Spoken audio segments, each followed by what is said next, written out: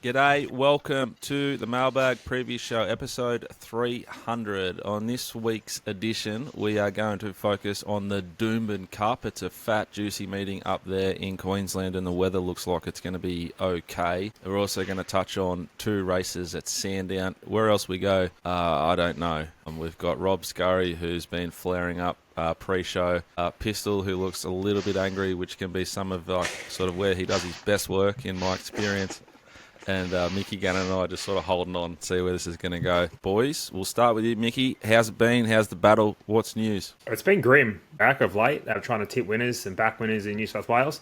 But other than that, life's great. The horses are going well. And just need the tracks to dry out so we can get more racing. But everything's good, mate. A bit of rain needed down your way. So hopefully this rain that's smashed Queensland, New South Wales heads down to Victoria. And Pete won't be too happy. He looks a bit... I think Pete's caught a bit of a hiding with some poor weather conditions of late, but it's about to get worse, Petey. Pete, talk us through where are you at? Have you made any adjustments to your process? I'm more talking like sort of clothing, weather protection sort of stuff. No adjustments. No need for thermals or any of that sort of carry on. I have finally got myself a puffer jacket though, so I am officially in a Victorian now. So, look, it's been.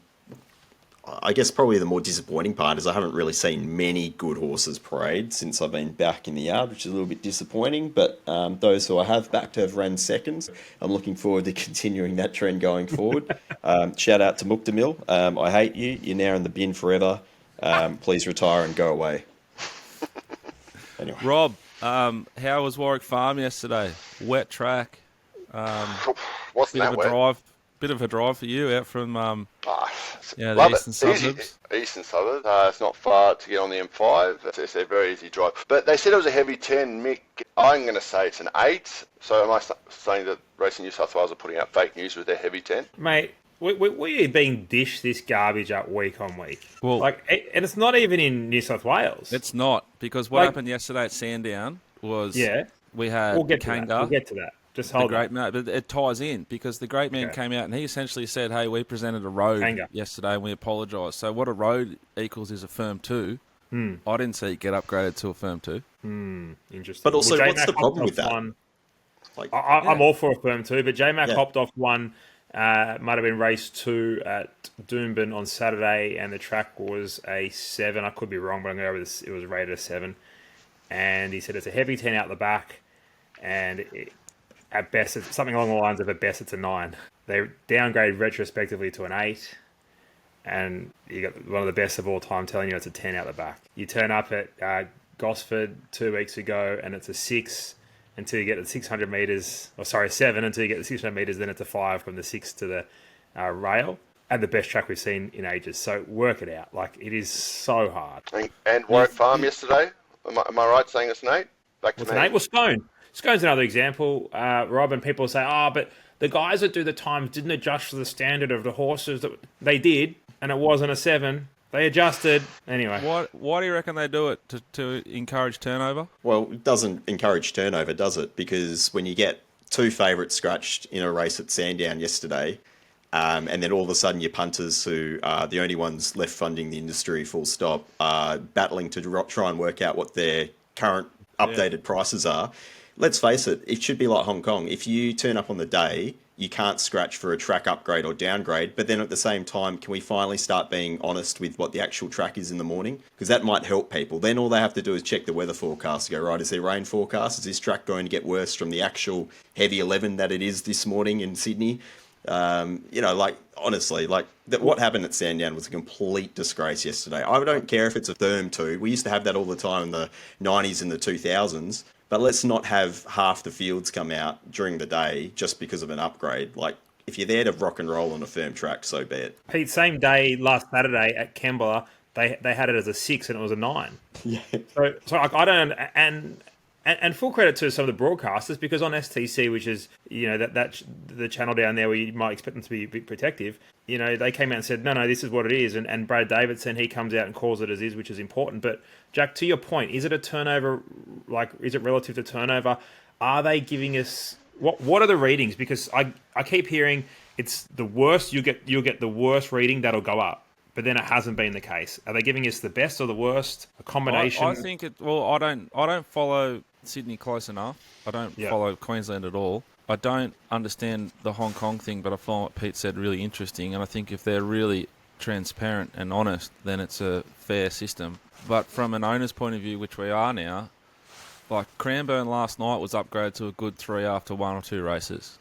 And then Sandown yesterday is upgraded. And then it's the horses that don't want to run for whatever reason on a firm track. But when they accept on Saturday morning or Wednesday morning or Friday afternoon or Friday morning for a Friday night meeting, it's presented to them as if it's a good 4 in Victoria. And in Victoria, the standard, I think, expectation and reality is that 9 times out of 10, a good 4 is on the softer side of a good 4 with the ability to sort of firm up a little bit, but maybe get to a good 3 at the death of a meeting. So from a, on the other side of the fence, participants, that they're in a tricky spot, because if you accepted yesterday, Wednesday morning, Pete, you thought you were accepting for a good 4, and you'd expect that they'd been irrigated and you were going to get some cushion. So I think it's up to the tracks to be presented at a consistent level, and then there needs to be transparency from the media, essentially. Let's be honest, though. We've been focused so heavily on this good 4 thing because of apparently more horses, come to grief, they get injured or whatever on a firm track. I think there's been numerous people who have presented evidence to the contrary. In fact, it's more dangerous on wet tracks. What do they do in Japan? Well, yeah, exactly right. And look, if you've got a horse that needs to sting out of the ground, well, you've got to wait till winter, and it hasn't rained in Melbourne outside of one Saturday in the last 6 weeks. Like, what are you expecting? It's magically going to be a good 4 or a soft 5 there at Sandown on a Wednesday? Like, no, of course it's not. It's going to be a good 3, but let's just be upfront about it. Pete, in my time in winter, when it doesn't rain, it's cold, they don't irrigate because it's cold. Like most of the time, golf courses as well, they irrigate out of panic because of temperature. In winter, it's cold, so you don't, but it tends to be windy as well. And when it's windy and cold, these tracks can dry out good and proper. Look, the game's hard enough as it is. The only way you really have an edge doing what we do is, obviously everyone has an individual, but for me, a big part of my edge is knowing how a track's going to play. And if you're not watching and you're not pivoting, the recreational bloke is in a world of pain. And therefore, he goes and bets on NRL or AFL. The worth of the recreational punter is hard to articulate and put a number on. But, if they were playing yesterday at Sandown, to Peter's point, I don't reckon they're playing next Wednesday. It's never been harder and it's never been worse. Just look at the turnover numbers going on at the moment, the amount matched on Betfair late. Like it's the whole game slowly coming down. It's going to probably get worse before it gets better. Does anyone have a solution? No. Well, I mean, it's multifaceted, isn't it? I don't think it's as simple as saying here's one solution. But I mean, look, markets going up late isn't helping as well, especially when you don't have minimum bet laws in half the country before the day. These little things, like they add up. Every state seems to have its own quirks and its own difficulties with regards to getting maximum benefit and maximum bang for your buck in terms of turnover. But honestly, the game's just fragmented beyond repair almost. That's what it feels like. I think the turnover space is the same as the horse space, which is relevant to the tracks. You can't present now firm 2s and good 3s all the time because the stock isn't up to it. The stock is got issues, and it's happened. It's done. So there's just a generation of horses that have half a sore knee or whatever it is. So for the product to be put on, the tracks need to be softened. And it's not, to Peter's point, it's probably very, very wrong, but it's a reality they're in. And then in the wagering space, they've just been allowed to do and whatever they wanted. The government's made poor decisions to grab cash, and we now have an ecosystem where the majority of the recreational punters got bonus bets and bet backs and all this shit that it's so far down the fucking hole that you can't fix it. Every time I talk about how bad bonus bets are, I just get yelled at. They want horrific. They want to put a stake through me.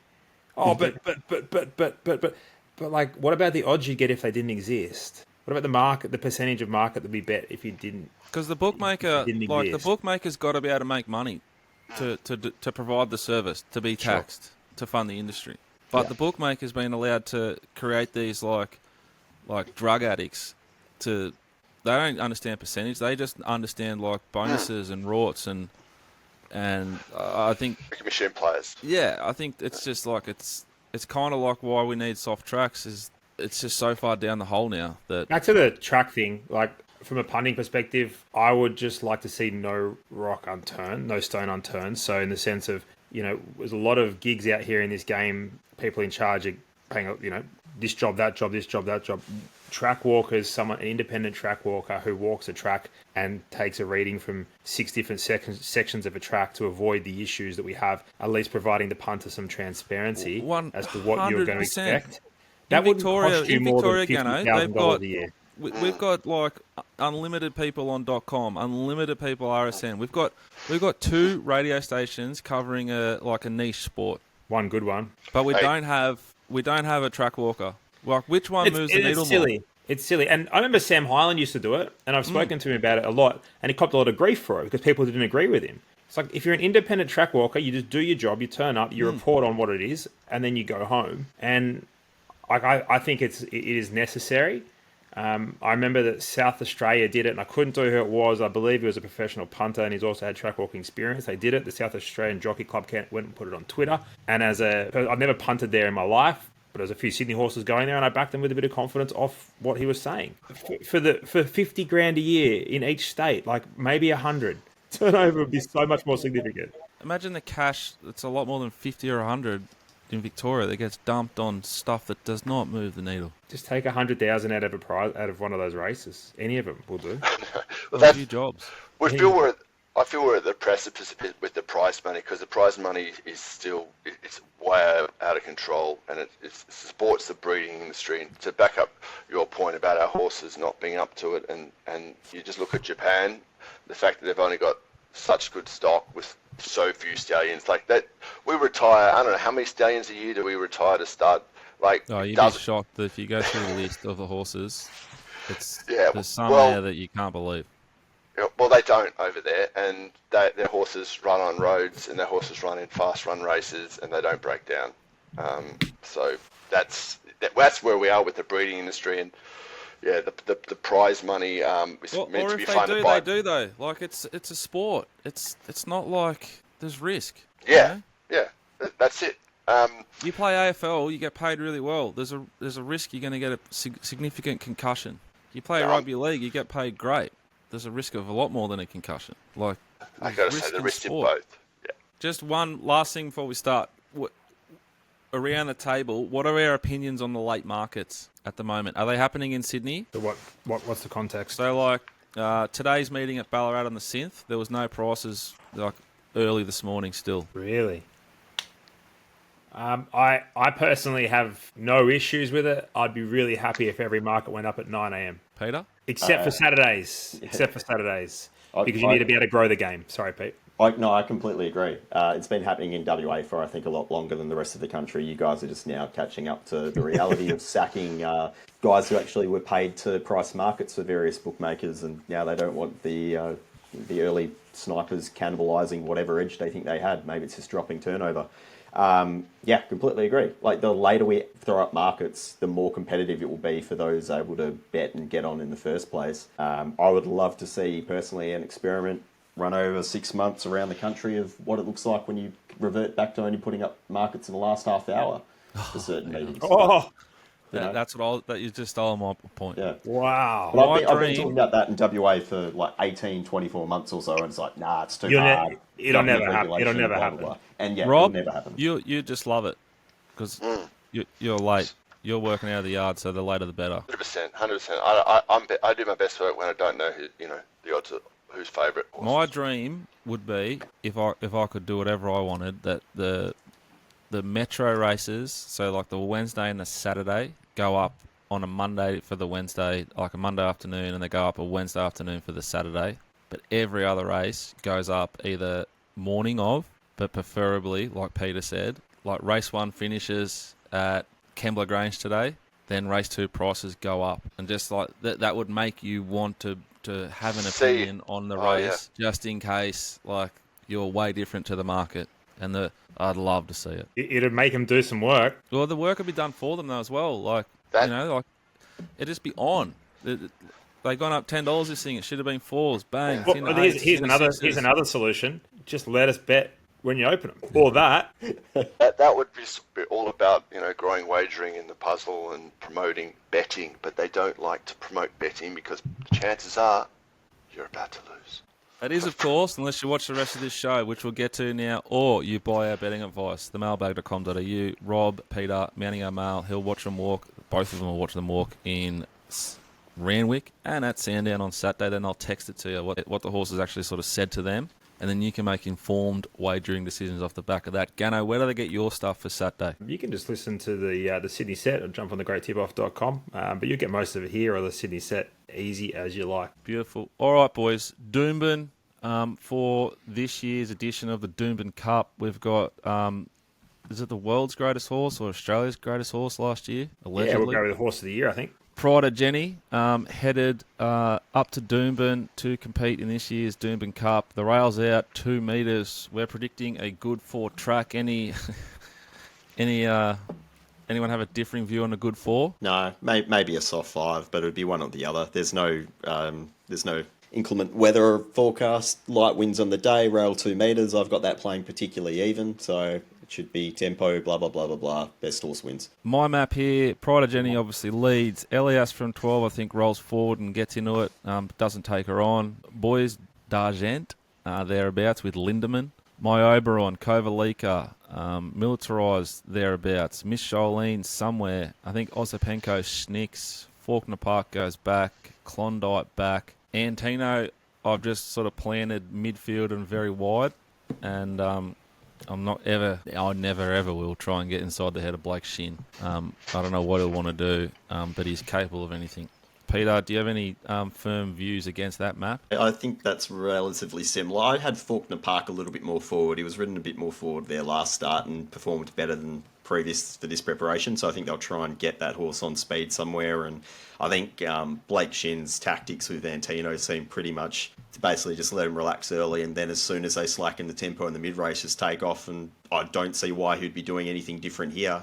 He just might not get that slackening mid-race, but we'll see. The field might bunch up. That's going to be the key here, isn't it? I'll finish. Gano, any thoughts? Yeah, I think Lindemann's probably the key speed influence in the race, and how positive they want to be on Lindemann. So it could go one or two ways, isn't it? Like if Nash just goes, well, we're just going to ride to try and bring Pride of Jenni undone, or is he just going to sit there and run a generous second or third like he usually does in these Group 1 races and pick up a stack of prize money? I think Pride of Jenni jumps well, froggy on, suitable. It'll be handlebars down at some stage. I definitely think she's an easy bet to have, Jack. Rob, have you got any views? I do know that our glove-wearing friend over in New Zealand was pretty keen on Lindemann. Interesting enough, for the golf fans out there, Gano, you'll get this. Guess who his favourite golfer is? Alex Ray. No. Alex Ray, because he wears 2 gloves when he plays golf. Tommy 2 gloves. That's Shout out to unbelievable. Jono. He couldn't be here today. He's mowing the lawns with an electric lawnmower. 2 gloves on. He has a bath. He baths, doesn't shower. I found that out today. And he's got an F45 that he can't get away from. But we miss him. Rob, any views here on the Doomben Cup? Looks like pretty solid. Doomben is generally a front runner's track, leader's track. Antino looks suspect at 2,000 hard run. Who knows where he's going to get, but he's probably he's the best miler in the race, so he might be in trouble. So that's the reason I think to get into the race. Map and distance queries on Antino. Gano on the Sydney connection, Lindemann, he's proper sort of A grade 2,000 metre stuff, but that outside Via Sistina and Pride of Jenni, and of course the good Hayes galloper, Mr. Brightside. But he's a miler again. Like I've always, he nearly won a bloody Cox Plate for me, but J-Mac again giving it to me on, Anyway, but Bois de Jean, like that ran well in like a C grade 2,000 metre race. It I think wants 2,200 metres. It could get a nice run here. My Oberon, he's not quite the miler that he once was. Maybe he needs 2,000 and he's going to be close enough. But yeah, I'm around the Sydney horses. I think Pride of Jenni, you should be able to, you get a great run. 6 months ago, we were saying that this horse runs it like a Japanese proper Group 1 horse, and she's getting a bit old. She's maybe a race-to-race prospect from now on. You've been getting big prices about her in easier races, and she's been winning well. Just on Bois de Jean, a soft 5 could probably find a spot for him in run top 4, but if they get back to a good 4, not really sure if that's... What about the other one, my Oberon? Gates going to get a sucky, easy kind of run. 2000, like a genuine 2000. I think that's going to be the interesting thing, isn't it? Like, how genuine is the race going to run? Be run. Froggy. What does he do, Jack? What does Froggy... If you're Froggy Newitt, you're aboard Pride of Jenni, you jump clean. You do as you're told. That's why he's riding the horse. Do you reckon? I think this race is genuinely run for sure. I think she's going to either win or run last. Good bet, isn't it? I'm great up by Pistol, who found sunshine in Paris last week, and I didn't understand how he did that, but he did it.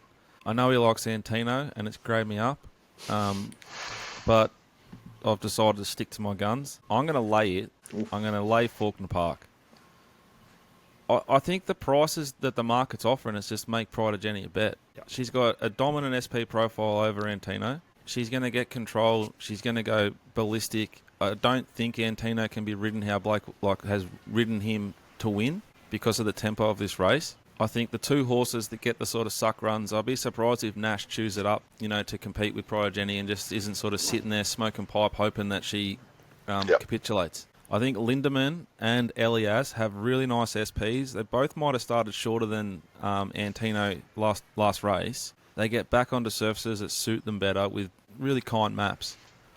I'm going to have a bet Pride of Jenni, and I'm going to have something on Elias and Lindemann. But the chink with Pride of Jenni is that she's 3 weeks between runs, which for a normal horse is a good thing, and for her is scary. But I wouldn't have been shocked. Like, I've done this race this morning, pretty quickly. I expected her to be favourite. Or at least the same sort of price as Antino. And I just think with the wide draw, Antino, I'm happy to make her 350 and have a bet. Beats Dia Sistina by 6 lengths, Pride of Jenni. So that's the only... Kovalica beat Lindemann home? Sorry? Kovalica beat Lindemann home? Well, I reckon they dead heat for 7th. Yes. I was got a dead heading for 3rd. Yeah. I just think, this is what she does to races. She's got, participants, Brightside run, that ran away from it. Can I be devil's advocate here? She's raced in 4 2,000-metre races. Only one of those she's actually been able to build a margin on the rest of the field, and that was in that fast school Queen Elizabeth, which she beat Via Sistina, and one of the, in hindsight, it's just it's unfathomable. The rest of the 2,000-metre races, she's been racing quick, but she hasn't been able to build any margin over those competitors early. So I don't think there's any reason why that would be different here. I could see her going a fast tempo, but having Lindemann, Bois de Jean, and obviously Elias is the big, interesting runner that was favourite in that Hollandale first up and came back coughing, was beaten 20 lengths. So I'm expecting that she doesn't get her own way out in front. And this is complete afterthought territory. We're talking about a horse that bled last preparation, was retired, and then unretired. She's beaten 2 listed races effectively, because that Group 2 race was a disgrace. It was, she beat Zardozi, who doesn't go anymore. And although the data said that, yes, she's going as well as ever, everything to the contrary says she isn't, because she failed so badly in that Australian Cup when she wasn't able to build any margin. So for me, I've got her marked 430, right? So I'm not exactly potting her. I'm just well, I don't think she's a bet. I've got Antino. If she was 250, yeah, you'd be I'd be agreeing with your sentiment for sure. Yeah. Maybe the way to play the race then for me, because Peter's fucking graded me up again. Maybe you just back Lindemann and Elias. Take $10 of each, and it's so hard to price Elias off that last start. Chances are, boys, you're about to lose. How about you don't back any of them? Well, I'm with you, Rob. We have a bet on the football, all right? I've got Antino marked $3.20, so it's not a huge overlay. I'm expecting I'll probably get closer to $4 late. He's clearly the progressive horse here. He raced in Hong Kong behind Voyage Bubble and got a car crash of a race. Like, none of these other horses would have been competitive in that race, full stop, except for Jenny at her best, and that's clearly behind her for me.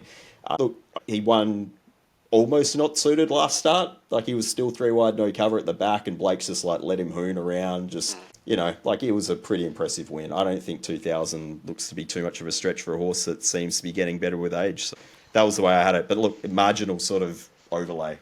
And he's my best because I haven't done the form for anywhere else, so apologies. But Antino it is. The rest of the field, I've got Faulkner Park marked $11, so, you know, thereabouts. But still, you go back to the previous runs before last start, and you're like, this horse is barely going. Lindemann, I can't get shorter than 19. Kovalika, even with J-Mac on, like, how's that horse improving to such an extent that suddenly I can get it marked at $9? Well, I can't.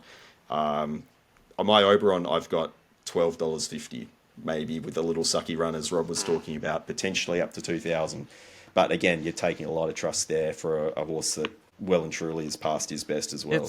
It's a real race of, like, trust. Yeah. Elias was really bad. Got beaten 21 lengths last start, but it started 4.60. It's got a $3.40 SP versus VS Destina, and it's now going to get off a heavy. They're calling it a heavy 9. It was a heavy 14, and now it's back onto a good 4 soft 5. And you think, oh, they wouldn't back it up and keep going if it wasn't going great. And then you see Gaze training it, so it's just a big trustathon, this race. Hey, if Pride of Jenni was 6 in front after at the 1,000-metre mark, Feel far more comfortable, and if I was betting in run, I'd just be making sure I've got something on to at least cover whatever bets I'd had early. Yeah. That's the way I'd be looking at it. It's like a great sort of It's interesting, isn't it? Because we always talk about, like, stepping up in trip. You should be able to find the lead easier, but she seems to make it's harder for her. I do wonder how much of that's like just a optical illusion for the jocks otherwise. They're like, you know, she must be going slower because it's up in distance, but yet most of those starts she's going faster, and yet they're still right there. I mean, Prognosis was like hammering away at her in the Cox Plate, and like the numbers came back. You're just like, well, do you reckon that was the best losing like performance ever you've seen? From Prognosis. Prognosis. Top 3 for me that I can think of. It was pretty good. You're still beating about 150 metres, but that's okay. Yeah, that's what I mean. Like, for the margin and the result, like, But lose their grand final by 50. Played good. Played good. Got a few kicks. Yeah, a couple of cheap ones out the back. All right, let's go to Sandown now. Race 3, the punting form handicap. It's a benchmark 78 for the fillies over 1,400 metres. Here's my speed map with the rail out 3.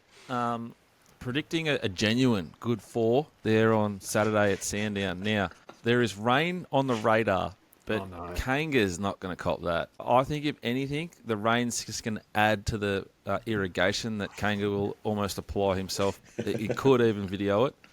I hope he does. And I hope he hammers the fence with that hose. I think we're going to have to see a genuinely, you know, a good 4, not a firm side of a good 3 on Saturday. Rail out 3, I think it's one of the fairer positions on the hillside, but certainly lean towards building positions in each and every race until I see otherwise on horses that settle forward of midfield. Peter?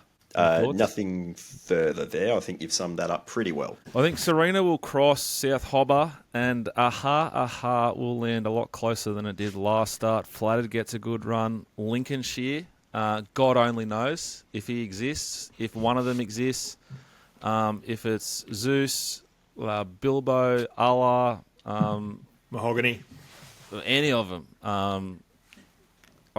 Who would know? Plus, it's been ridden by Carleen Heffel. Luckily, she's drawn inside, so she won't be able to drop in on anyone from one. Well, you'd surely not, but who knows? I think Cephia, Grinzinger's son, worse in midfield. Immortal Star, Cradle of Jazz, some speed, tricky draws. All business, Tessa's Choice. Awful barriers for horses that are going well. And a horse, Peter, that you backed last start and went really well, gets the reverse golden in Terra Lee and now has a really tricky map. And the odds makers didn't miss the luckless good run there last start. So I don't know what you want to do with it. With this race from a betting point of view, here's my prices. I thought that Flattered was a big price. I don't think it had every possible last start. I thought it was good. There's some form that horse carries that I rate. And I think with the inside draw, I think it's going to settle a little bit closer. And I like the jockey switch. I thought it was overs. Not massive overs, but I've taken a bigger price than's available now. I think the price out there now is fair. You can still get set if you like to. I think that there's a horse here, Cephia, Jordan Childs rides from a sort of mid to awkward draw. This horse was a complete warnable setup. They backed it. I hate following those horses out of that carnival, so I'm just going to gap it, win and place. And petrified of Pete's horse, Terra Lee, but I just think that map's super, super tricky. I think Serena will punch on and get a really nice run from a good draw, crossing and leading. I think All Business would be a bet. If it drew better, it draws awful. It's in the same boat as Terra Lee. But Aha gets Jamie Carr or Jamie Mellum on an inside draw.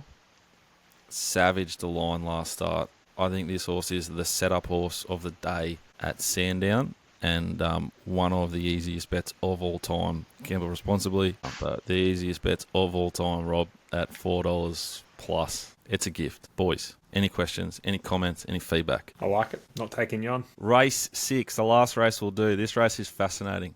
We've got Paul Gatt steering one. It's unbelievable stuff for a Saturday at Sandown, but here he is, and he's got a great ride on Arran Bay. The map, Sati will lead, I think. Air Assault gets a beautiful run. After that, it gets real messy. I don't know what Harry Grace are doing, Rolls. Drawn wide. Lovely SP on the quick backup with Makram, who was blessed, Peter, right in the sweet spot last week there at Flemington.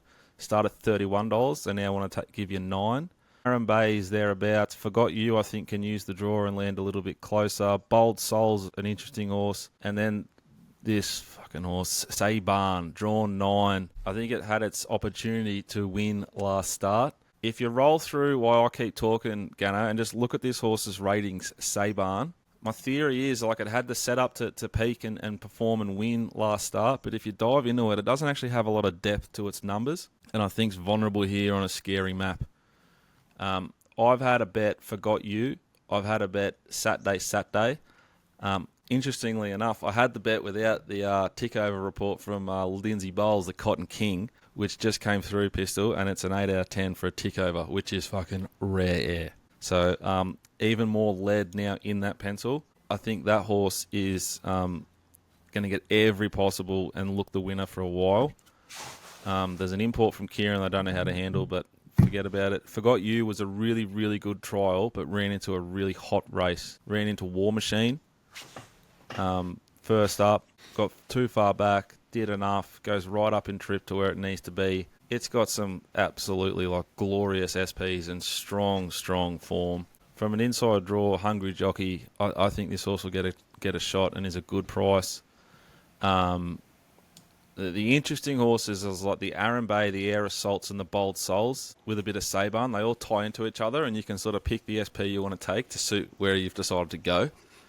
But Arran Bay loses Tommy Stockdale, who's punching way above, and gets Paul Gatt, who's ridden 3 winners from his last 100.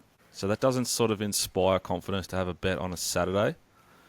Then there's Air Assault, who goes Stubby Holder, $7.50 SP versus Arran Bay, like $6.50, $5 last start. He goes Stubby to Ben Gladrap Mellum from 6, little golden switch. So I've got Air Assault as a big player here. And then the interesting horse down the bottom is Bold Soul, who gets Yendel, 53 kilos, inferior ground first up behind Angry Skies and Saban. But if you dive back through it, it's got an SP edge versus Saban. So, basically going to lay win and play Saban.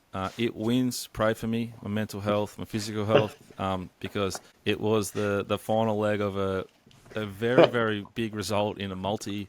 Last time it went to the races and somehow it just sort of hit a flat spot. And then Angry Skies at 50-1 that I marked 30-1 and didn't back, went over top of it and knocked us off. So laying win and place Saban, and I've already backed Forgot You and Sati, and I might have a few more bets at prices. Sati has good, from what I can see here, very good figures in the UK. Very, very good figures. What do you make of the 2 runs here, Jack? Well, I think that the the Caulfield Cup run is a $14 SP in a Caulfield Cup. So I've got Pretty good. My opinion of this horse is it's a group horse off that. Then the run at Flemington, it was 3 wide, no cover, so it's just a complete forgive. 61 kilos. Yeah, it gets down to 53 kilos. It gets Jamie Carr, and it's had a really hot tick over. And it goes from barrier 12 when it failed 3 wide, no cover to barrier 1. It goes from Flemington, where I think, top of my head, Verd Daddy won that race, which let's not say that twice. But top of my head, yeah, there was one sort of forward horse that won all day, and that was Verd Dad. Yeah. So I think this sets up pretty well. It's going to get a soft lead. It's beautiful hands of Jamie Carr. It just ticks a lot of boxes, and the market sort of found it a little bit early. And we can bet now. Yeah, because the prices are up. Yeah, it's good. We're about to do best bets. I want to change mine from the Galagotas thing in Sydney to Sati. You've convinced me, Jack. That's my best around the grounds. Is Sati. All right, you do you, baby. That's good, Any other questions about race 6 Sandown? Hopefully we've found you a couple of winners there with the 3 races we've covered for you guys. No other questions. Righto, the Mailbag Bloodstock push. Pantoja lobbed at Hickmonts in South Australia. Michael extremely happy with what he's received. He thinks he can sort of get some improvement out of him pretty quickly, which is not needed but is a blessing and something that's really, really exciting. He's ticked every box so far, Pantoja. There are very limited shares remaining in the 3/4 to Giga Kick. If you want to get involved, contact Jono, Jono, at themailbag.com.au. Once he's finished his bath, he'll get back to you as quick as he can. As we go around the grounds, do you guys want to read out your best bets first and explain why you like them? We'll start with you, Micky Gannon. You got 2. Do you reckon Jono's like a magnesium in the bath operator? Yeah, like Epsom salts and stuff. Crystal lavender sort of setups. Yeah. Fix those hands up after a big day in the gloves. Jono's going to have a great time listening to this again. Like those big all-weather FootJoy gloves as well. Yeah. Yeah. Like, I don't know how you possibly swing a club with those things on. Anyway, I'll take it around week race 3. The rail's out 10, which leaves us with about 15 to the outside rail. I suspect that it'll be outside rail will be pretty hot. So race 3, number 5, Ackerson, just has very, very good wet track figures, gets to the right place, claims 3 kilos. We're getting around $15. Happy to play that horse on an each way basis. And race 4, interesting little race there over the 1800, Rotagilla. Bit of a wet track type. Got the job done, heavy track last time, claims 2, deep into preparation. I love that on what's going to be a very, very testing day. And Jack, I've just got one for you that's going to come through on Tuesday, just for the listeners. It's a horse going around at Albury called Magna Mac. Hasn't had any acceptances yet, but it'll be winning. Okay. Albury, Magna Mac. Peter, you're with Antino at Doomben as your best at the moment. Obviously hit last week. You're away. You're off the mark. Exactly. Sorry, I'm just trying to work out. I think I've seen Saturday twice, and I've backed it twice. Once was at Royal Ascot, once was at Caulfield. Hang on a minute. Delicious. Look at Rob. Double bet. Get one of Teddy's bibs on him. Yeah. Anyway. Rob, you're with Saturday. Well, I can't see any of Stars those. are aligning. No, I look at that race, and none of those horses are starting 14-1 in a Caulfield Cup. It's so bad. Yeah, Jamie Carr, low draw. English stays are better than our stays. Pistols Yard, Cotton King's trial report. That trial really got me, where he said 8 out of 10. For a 2,000 metre plus horse. That's something. It'd be good, they'll get a winner. They're a dual winner, I reckon, that stable. Beautiful. All right, speaking of the Cotton King, his best comes up Friday night on the Gold Coast, race 3, number 2, the last start winner at Caulfield, Prince Tycoon. P. Rat, left arm, slow, medium, is going to Adelaide again. Murray Bridge, race 2, number 2, out of square. T. Papley, he's going against Gano, which is interesting. Randwick, race 4, number 9, Sisu Spirit. Scurries. Our man, the glove wearer, 10K prepper, he's back in New Zealand. He's under a bit of pressure, actually, to be honest. He was like low-level flying for the Mailbag Bloodstock newsletter podcast. Like he just almost didn't lose. He needs one. He knows he needs one. He's gone to Tirapa. He's gone to race 8, number 4, Twain. Our best hope across the weekend for Mailbag Bloodstock is Sandown Race 7, number 1, Windstorm. And our man Butch Bourne, tech savvy, doesn't care at all about barriers and maps. His first of 2 is race 7, number 16. I think it's drawn 18. It's full Hayo up there in Doomben. Then he's gone to Randwick race 1, number 11, Swift Legend. Mailbag Bloodstock runners across the weekend. We've got Highlands race 8 tomorrow night at Cranbourne. Which is a theme for these 3 horses. They're longer than you'd like between runs, but they're well placed at the same time. I couldn't confidently push you into any of them except for Windstorm, but I think they will run well. So that's Highlands race 8, Cranbourne tomorrow night. Until Valhalla and Windstorm. That's race 5 Valhalla and race 7 Windstorm, both at Sandown on Saturday. That's it for this week's edition of the Mailbag preview show before Micky Gannon. Before we go, I may not be on next week, so Miss Yucatel will be going around for Maddie Dunn, and she'll be winning races this preparation. So put her in your black book. Just need the rain to stop up there and need her to get around. But if it's not first up, it'll be second and third up. I believe he's about to get another one too, isn't he? Autumn Miss. He might be. I almost crossed to someone that's not here. But I think Autumn Miss may be moving to Matthew Dunn's care for its next preparation. Jack. Gloves off. Gloves are off. One he took more. the gloves off to do that. He ripped it off him, yeah. We've got one trialling tomorrow, Jack, for the first time, a Hanseatic, which we still have shares available in. So expecting her to go well, aren't we, at the trial? Who knows? We have the Hanseatic having her first official trial. She had a beautiful trial at home there at Euroa a week and a half ago, 2 weeks ago. She trials tomorrow morning. There are limited shares available. I hope and think there's a group of guys about to take a significant chunk of her, which will just about wrap her up. If you are interested, she looks like she's going to be a racehorse, and she looks sharp. And Jono at themailbag.com.au. White Bear's probably 5 weeks away from the races, a couple left in him as well. But you do you. Have a great weekend. Gamble responsibly. Ring the number or visit the website if you need help. But remember, chances are you're going to win if you head to themailbag.com.au and buy our betting advice. Have a great weekend. Bye for now. G'day guys. Pantoja is the latest English digital purchase for the Mailbag. We identified this horse as potential and put him on our list, and he ticked all the boxes. He passed all the tests, and he looks extremely good value to me. I was happy to pay sort of north of 50 for him. Obviously an incredible pedigree and a famous page, but more than that, he's a lightly raced young horse with upside. We change that environment, we change his jurisdiction, and we make him very, very easy to place.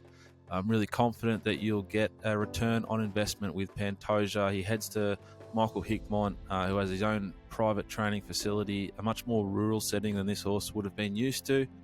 G'day guys, just a quick note regarding Pantoja. Thank you for the opportunity to train him, and he's a horse that I'm going to welcome into the stable with open arms. Luckily, I am good friends with Clayton Douglas, his previous trainer, who's certainly given the horse a really good glowing recommendation to head this way. I think he's a horse that profiles perfectly for the South Australian grading of racing. The program that we race in under here sees horses like this fit in really well, and they can race consistently on Saturdays. Chatting with Clayton, I think that certainly how we train at our private training facility here will certainly suit him, and I can see a lot of upside in him. So he's a very unexposed horse with a big pedigree. Certainly has been purchased at really, really good value. I think placed correctly, we can have a lot of fun with him, and heading forward, looks to be a really, really nice addition to the stable. So thank you once again, and look forward to plenty of fun heading forward with him. He doesn't need to necessarily improve to be a hell of a lot of fun and a sound investment, but I think he will. We can place him better, we can ride him better, and we can expect a return. Really, really excited to welcome Pantoja, the half 2 giga kick, into the Mailbag Bloodstock Silks and Stable. To find out more, email back or get in touch with Jono at themailbag.com.au. Bye for now.